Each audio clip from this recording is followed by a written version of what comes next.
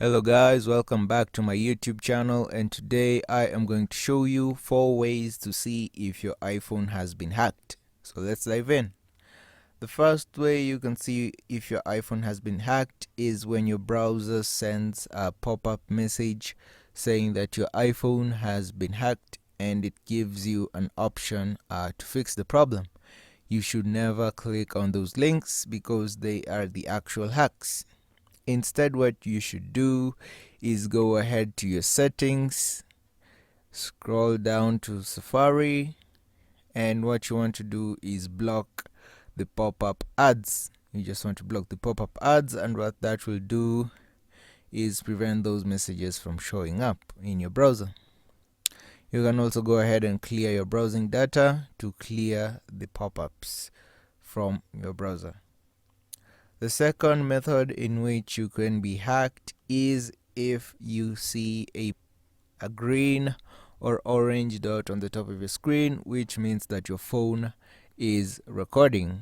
What you need to do is go ahead to settings, scroll all the way down to camera, and what you can see here is the apps that have access to your camera.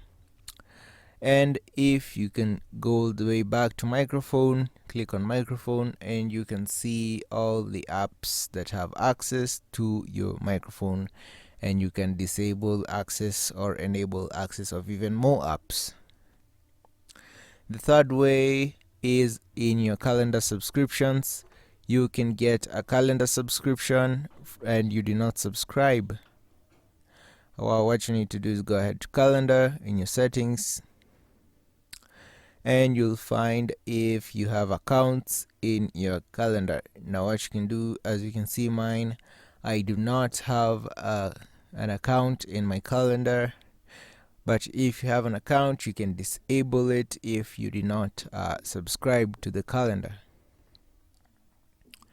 The next way I want to talk about is an Apple ID request. You can get a request from someone else to enable them to have access to your Apple ID, and if that person is not you, you have to click don't allow.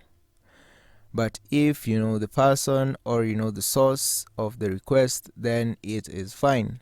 What you can do is go ahead to settings, go to your profile, click on password and security, and what you want to do is enable two-factor authentication. And what that will do is it will verify your identity with your phone number and your Apple ID email address.